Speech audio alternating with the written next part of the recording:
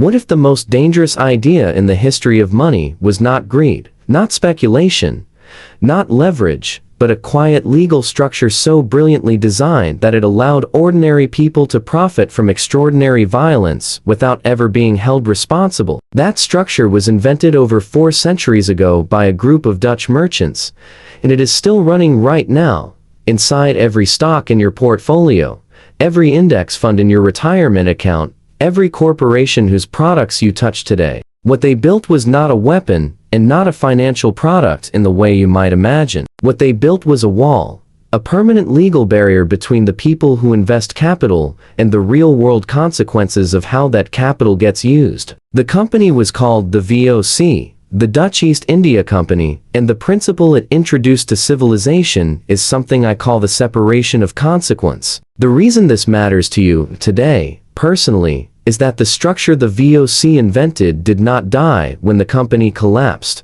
It became the default operating system of modern capitalism, and no one has ever seriously attempted to dismantle it. To understand why, you need to see what came before, because the world before this wall existed was so fundamentally different that it changes how you understand everything that followed. In the late 1500s, if you wanted to fund a trading voyage from Amsterdam to the Spice Islands of Southeast Asia, the risk was total and deeply personal. You gathered a small circle of investors, pooled your own wealth, hired a captain and crew, loaded a ship with silver coins and European trade goods, and then you waited. Sometimes 2 years, sometimes 3. If the ship came back carrying nutmeg, cloves, and black pepper, you divided the profits and dissolved the venture entirely. If it did not come back, if a storm swallowed it off the Cape of Good Hope, if pirates seized it in the Strait of Malacca, if disease killed the crew before they reached the Moluccas, you lost everything. And under the legal norms of that era, your exposure was not limited to what you had committed to the voyage. Creditors could pursue your personal estate. They could come after your house, your land, every other business you own. The risk was unlimited and indivisible, and because it was, something critical happened naturally. You paid extraordinary attention to what your captain did on the other side of the world. If he provoked a conflict he could not win, if he alienated the local rulers who controlled access to the spice groves, the consequences flowed directly and inescapably back to you. There was no barrier between your capital and his conduct. Your personal fortune and his behavior on a beach 10,000 miles away were bound together by a single thread, and that thread was personal unlimited liability. This arrangement did not make anyone virtuous. The Dutch merchants of the 1500s were aggressive, opportunistic, and willing to exploit every advantage they could find, but the structure enforced a direct feedback loop between investment and consequence. When the people providing the money were the same people who suffered when things went wrong, there was a natural limiting effect on the worst impulses of human greed. Not morality, structure, skin in the game, in the most literal and visceral sense imaginable. Then came 1602, and the ground shifted beneath the entire history of commerce. The Dutch Republic was locked in a bitter war with Spain and Portugal, and the various small Dutch trading companies competing for spice routes were weakening the Republic through their rivalry. They bid up prices in Asia, undercut each other in European markets, and failed to project the unified military force needed to challenge Portuguese dominance. So the government forced these competing firms to merge into a single monopoly entity, the VOC. But this was not merely a merger. This was the deliberate creation of something that had never existed before. The VOC received a charter granting it powers that would sound unbelievable by any modern standard. It could wage war. It could negotiate and sign treaties as though it were a sovereign state.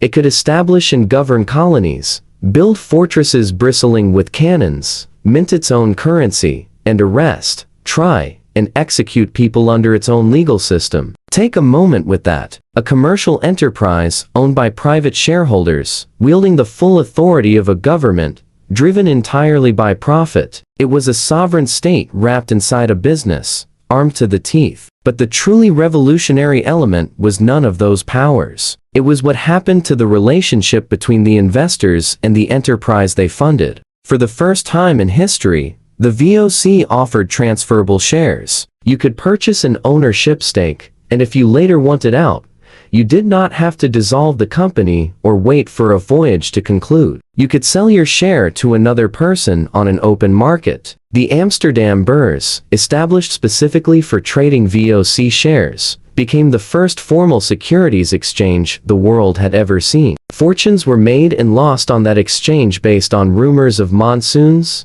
naval battles, and spice harvests happening half a world away. And embedded within this magnificent new structure was the innovation that would prove more consequential than all the others combined. Limited liability. As a VOC shareholder, your maximum possible loss was the price you paid for your shares. If the company's ship sank, if its wars ended in catastrophe, if its colonies burned, you lost your investment and nothing more. No creditor could touch your personal assets. No court could hold you responsible for the company's actions. I need you to feel the full weight of what just happened, because this was not merely a clever financial tool. This was a moral restructuring of the relationship between money and its consequences. Your capital existed on one side, and the real-world effects of how that capital was deployed existed on the other. And the legal structure of the corporation stood between them like a fortress wall that could never be breached. A prosperous widow living along the Harengracht Canal in Amsterdam could purchase VOC shares, collect a handsome dividend every year,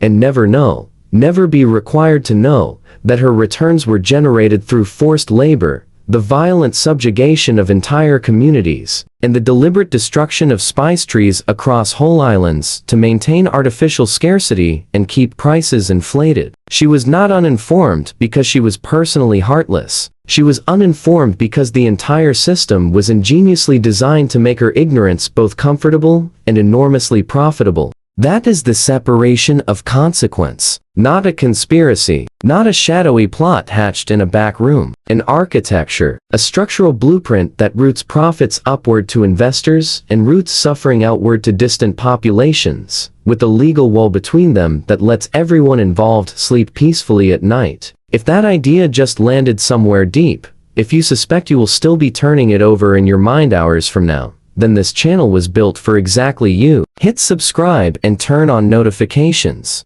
Here at Stay Financial Historian, we pull apart these hidden structural moments every single week, the turning points in economic history that most people were never taught, but that still quietly shape everything around us. Now, let me show you what the separation of consequence produced when it was unleashed at full scale with no meaningful restraint. The Banda Islands. These tiny volcanic islands in what is now eastern Indonesia were the only place on the entire planet where nutmeg grew naturally. In the early 1600s, nutmeg was not just a pleasant kitchen spice. It was worth more per pound than gold in the markets of London, Paris, and Lisbon. European elites believed it could ward off plague. It served as medicine, preservative, and symbol of status. Controlling the nutmeg supply meant controlling an almost unimaginable stream of wealth. The Bandanese people had cultivated and traded nutmeg with merchants across Asia for centuries, and they had absolutely no interest in granting a single foreign entity an exclusive monopoly over their ancestral livelihood. The VOC found this unacceptable. In 1621, the company's governor-general in Asia, a man named Jan Peter Schoen Cohen, launched a calculated military campaign against the Banda Islands that can only be described as genocide. His forces, supplemented by Japanese mercenaries the company had recruited, systematically killed, starved, and expelled an estimated 15,000 Bandanese people out of a total population of approximately 15,000. The entire civilization was annihilated. The handful of survivors, perhaps a few hundred, were enslaved. Cohen imported forced labor from other parts of the Indonesian archipelago and built a tightly controlled plantation system that generated enormous profits for over a century. And back in Amsterdam, when the next fleet arrived with its holds packed full of nutmeg, the share price climbed. Dividends were distributed. Shareholders were satisfied. Their liability was limited. Their conscience was insulated. The separation of consequence was functioning exactly as designed. Cohen was not a rogue operator acting outside his mandate. He wrote detailed letters to the Herens Eventian, the board of 17 directors who governed the VOC from the Netherlands, explicitly outlining his plans for the Banda Islands. He requested soldiers, ships, and supplies, and the board sent them. When reports of the massacre filtered back to Amsterdam, there was discomfort in certain quarters, but no shareholder was held accountable, no director was prosecuted, and the dividends kept flowing. Cohen was briefly recalled, and then sent back to Asia with expanded authority. The system did not punish him because it was never designed to. It was designed to generate returns, and by that measure, Cohen was spectacularly successful. Here is something that will reframe the scale of what we are discussing. At its peak, the VOC, adjusted for inflation, carried an estimated market capitalization of $7.9 trillion. Let that number settle for a moment. $7.9 trillion. That is larger than Apple, Microsoft, Amazon, and Alphabet combined as of this recording. No company in recorded history has come close. The VOC employed over 50,000 people, operated nearly 5,000 ships across its existence, and maintained a private army of more than 10,000 soldiers. And its shareholder base was remarkably broad. Middle-class Dutch citizens, small merchants, even skilled tradespeople purchased shares and collected dividends. The VOC was arguably the first company to democratize investment, to allow ordinary people to participate in global commerce and share in its rewards. And that breadth of ownership is precisely what made the separation of consequence so unshakable. When enough people benefit from a system, the collective will to question that system dissolves entirely. This is the engine that powered the Dutch Golden Age, the extraordinary era of cultural and economic flourishing that produced Rembrandt, Vermeer, Spinoza, and Huygens. The wealth that built the soaring canal houses of Amsterdam, that funded the masterpieces now hanging in the Rijksmuseum, that transformed a small, newly independent republic into the undisputed financial capital of the Western world. This wealth was generated by a machine specifically designed to separate the people who benefited from the people who bled. It is tempting to dismiss all of this as a relic of a crueler time, and reassure ourselves that people were simply different then. But the people were not fundamentally different from us. Human nature has not changed for centuries. What was different was the structure. Place any population inside a system where they can generate wealth without confronting consequences, and they will behave the same way, every single time. This is not an indictment of Dutch character. It is a statement about systems design. And this is where the story refuses to stay safely in the past. The VOC did not simply invent the separation of consequence and vanish from the stage. It exported the blueprint to the entire world.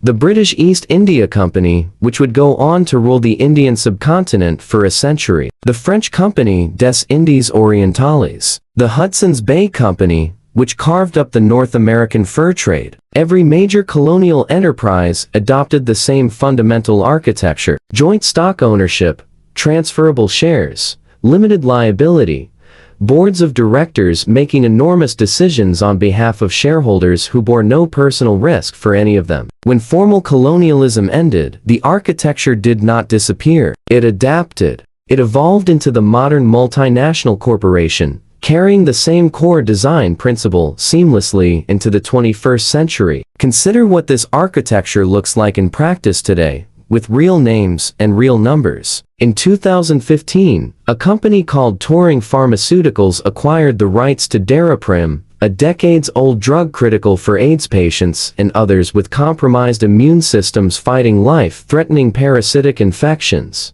Overnight, the price went from $13.50 per tablet to $750. A 5,500% increase on a drug people needed to survive. The institutional investors who profited from that price increase never had to sit across a table from the patients rationing their pills, splitting doses, or going without treatment entirely. The wall between their returns and that suffering was structural, legal, and complete. In 2021, a whistleblower named Frances Haugen wants thousands of internal research documents from Meta, Facebook's parent company, revealing that the company's own data scientists had concluded its algorithm systematically amplified divisive and extremist content because engagement with outrage drove advertising revenue. The documents show this dynamic had contributed to real-world ethnic violence in Ethiopia and Myanmar, places where inflammatory posts spread through Facebook translated directly into physical attacks on communities. The pension funds and index funds holding meta stock, funds that tens of millions of ordinary Americans depend on for their retirement security, were structurally separated from the villages where that violence played out. In 1982, internal memos from Exxon confirmed that the company's own scientists had accurately modeled the trajectory of global warming caused by fossil fuel combustion, producing projections that have since proven remarkably precise. Rather than disclose those findings, company leadership chose to fund decades of public doubt campaigns designed to obscure the science and delay regulation. They did so within a corporate structure whose primary legal mandate was to maximize shareholder returns, not to protect the atmosphere those shareholders and their children breathed. These are not outliers. These are not aberrations in an otherwise healthy system. These are the architecture performing exactly as the VOC designed it to perform for centuries ago. Profits flow upward to investors.